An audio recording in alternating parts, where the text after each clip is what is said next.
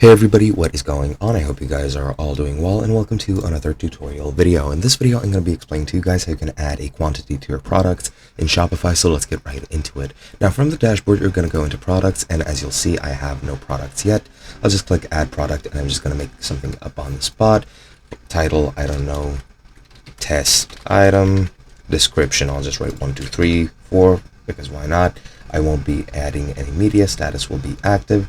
Category can stay this. Pricing, I'll put it as 15, and for example 27 here. Chart tax on this product, why not? Cost per item 15, because why not?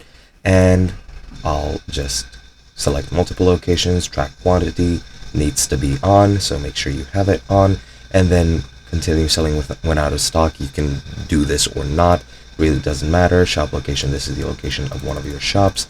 I'll just select location 1. Shipping by weight, I don't know, 10K, why not?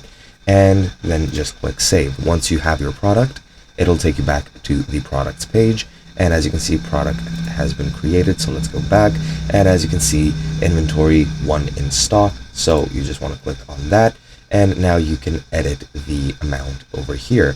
Now as you'll see, this is in regards to the shop location, so you can adjust available or move to unavailable, adjust by 0 and add the new value to 20, and I'll click save.